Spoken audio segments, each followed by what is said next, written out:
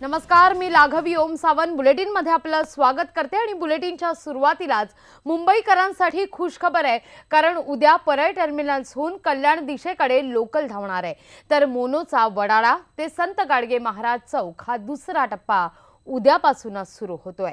दादर स्थानकातील गर्दी कमी करण्याच्या उद्देशाने परळ स्थानकाचे रूपांतर परळ टर्मिनल्समध्ये केले गेलेले आहे। रेल्वे मंत्री पीयूष गोयल आणि मुख्यमंत्री देवेंद्र फडणवीस यांच्या उपस्थितीत उद्घाटन करण्यात येणार आहे। परळ टर्मिनल्सहून कल्याण दिशेकडे जाणारी पहिली लोकल सकाळी 8:38 चालवण्यात येणार आहे। तर दुसरीकडे मोनोचा वडाळा ते संत गाडगे महाराज चौक हा दुसरा टप्पा उद्यापासून सुरू होतोय। संध्याकाळी 6 वाजता मुख्यमंत्री वडाळा इथं मोनोरेलला हिरवा झेंडा दाखवतील आणि स्वतः सुद्धा मोनोमधून प्रवास करतील। मात्र उद्या मुंबईकरांना मध्य रेल्वे आणि हार्बर मार्गावर मात्र मेगा ब्लॉकचा सामना करावा लागणार आहे। मध्य रेल्वे मार्गावरील मुलुंड ते माटुंगा दरम्यान सीएसएमटी दिशेकडे जाणाऱ्या जलद मार्गावर सकाळी 10:37 पासून ते दुपारी 2:48 पर्यंत जलद मार्गावर मेगा ब्लॉक घेण्यात येणार आहे। तर पश्चिम रेल्वे मार्गावर सिग्नल आणि ओव्हरहेड वायरच्या दुरुस्तीसाठी सांताक्रूज ते गोरेगाव स्थानकादरम्यान सकाळी 10:30 ते दुपारी 3:30 वाजेपर्यंत दोनही दिशेकडील धीम्या मार्गावर जम्बो ब्लॉक घेण्यात येईल। त्यामुळे मुंबईकरांसाठी एकीकडे आनंदाची वार्ता आहे, तर दुसरीकडे मात्र मेगा ब्लॉकचा सामना सुद्धा मुंबईकरांना करावा लागणार आहे।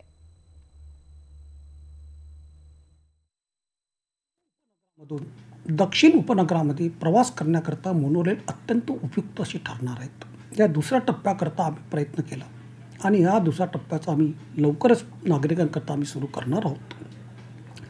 या बाबतीत मला असं बोलावंसं वाटतं की आमच्याकडे सध्या ज्या मोनोरेल अवेलेबल आहेत त्या मोनोरेलमधून आम्ही नागरिकांकरता ही सुविधा उपलब्ध करून देणार आहे। याची फ्रिक्वेन्सी जवळपास 20 ते 22 मिनिटं राहणार आहेत।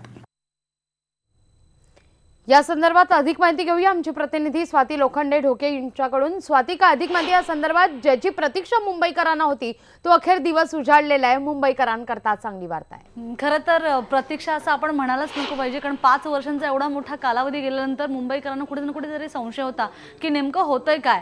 पण या 5 वर्षाच्या एवढ्या मोठ्या प्रदीर्घ प्रतीक्षेनंतर आता ही मोनो ट्रॅकवर धावणार आहे। मुख्यमंत्र्यांच्या हस्ते रविवारी संध्याकाळी 6 वाजता याचं उद्घाटन होईल, इनॉग्रल रन होईल आणि ज्याच्यामध्ये मुख्यमंत्री स्वतः प्रवास करणार आहेत। एकंदर दर 20 मिनिटाला एक फेरी होणार आहे आणि 10 ते 40 रुपये, 10, 20, 30, 40 असं एक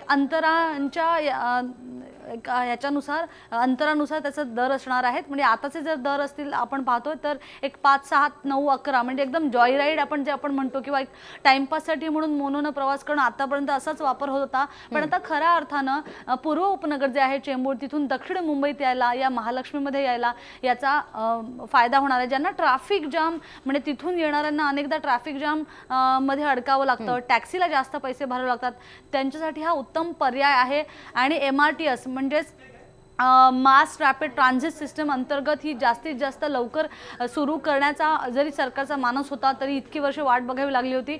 आणि विशेष जर बघितलं की या मोनोचा म्हणजे दादर, नायगाव या पट्ट्यातल्या लोकांना याचा फायदा होणार आहे। त्यामुळे ही अत्यंत महत्त्वाची गोष्ट आहे की मोनो इतक्या उशिरानंतर का होईना पण आता सुरू होते आणि याचं आपण श्रेय खरं तर निवडणुकांना पण द्यायला पाहिजे, कारण निवडणुकांमुळे इतकी गडबड घाई करण्यात आली आणि जे मोनोचे स्पेअर पार्ट्स मागवण्यात आले त्याच्यामुळे या 7 ज्या मोनो आहेत त्या तुम्हाला पुढं म्हणजे चेंबूर ते महालक्ष्मी या दरम्यान धावताना बघायला मिळतील। जपानची जी मोनो आहे ओसाका मोनो त्याच्या ही दुसरी आता होईल आणि पहिली मोनो याच्यामध्ये भारताचं किंवा मुंबईच्या या मोनोचं नाव असेल असं म्हणायला हरकत नाही। निश्चित स्वाती, परळ टर्मिनल्सचं सुद्धा उद्घाटन होणार आहे। निश्चितच मुंबईकरांकरता अत्यंत फायद्याची ही बाब समजली जाते। आपण जर दादर बघितलं तर अत्यंत क्राउडेड स्टेशन असं मानलं जातं, गर्दीचं ठिकाण मानलं जातं।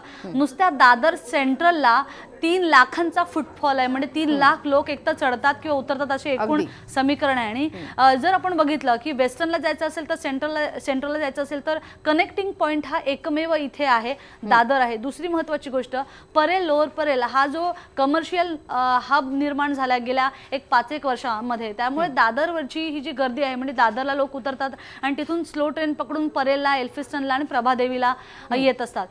या अशांसाठी हे पर्ल टर्मिनस अत्यंत एक त्यांना सोय म्हणता येईल. कारण ज्या दादरवरनं ट्रेन सुटत होत्या किंवा ज्या दादरपर्यंत खरं तर दादरवरून पुढे सुटत होत्या किंवा दादरपर्यंत येऊन टर्मिनेट होत होत्या, अशा साधारणतः 60 ट्रेनपैकी 30 ट्रेन ज्या आहेत त्या सुरुवातीला इथून सुटतील किंवा इथे येऊन संपणार आहेत परेलला. आणि महत्त्वाची गोष्ट म्हणजे याच दिवशी पियुष गोयल या परेल टर्मिनसचं उद्घाटन करणार आहेत. रविवारी संध्याकाळी 4:15 वाजता उद्घाटन होणार आहे. आणि याच दरम्यान एक महत्त्वाची गोष्ट म्हणजे सेंट्रल रेल्वेवर जी काही 15 डब्यांची गाड्यांची संख्या आहे ती पण 16 ते आता 21 होणार आहे. कारण 6 सर्व्हिसेस वाढवल्या गेल्यात. 2 नव्या 15 डब्यांच्या गाड्यांच्या सर्व्हिसेस या वाढलेल्या आहेत. त्यामुळे ही त्यातल्या त्यात आणखी एक समाधानाची गोष्ट आहे. परेलवरनं जर आपण बघितलं की पीक आवर मधल्या ट्रेन ज्या जरा टर्मिनसमधून सुटणाऱ्या संख्या थोडी कमी आहे. 6 ट्रेन आहेत येणाऱ्या जाणाऱ्या दोन्ही. या जर संख्या वाढवल्या तर खऱ्या अर्थाने याचा फायदा होईल. आणि दुसरी महत्त्वाची गोष्ट, जो KEM टाटा कॅन्सर हॉस्पिटल आणि बाजूलाच असलेला बाकी इतर ज्या वाडिया हॉस्पिटल याबरोबर हे कमर्शियल हब, त्यामुळे इथे येणाऱ्या सगळ्या पेशंट्सना पण याचा फायदा होणार आहे. कॅन्सर पेशंटना अत्यंत त्रास होत असतो, प्रत्येक वेळेला फास्ट ट्रेनमधनं उतरा, स्लो ट्रेनमध्ये या, तर हे कुठे ना कुठेतरी टाळता येणार आहे. निश्चित स्वाती, धन्यवाद तुम्ही दिलेल्या एकूणच या सविस्तर माहिती करता. त्यामुळे अर्थातच मुंबईकरांकरता ही खुशखबर मानली जाते.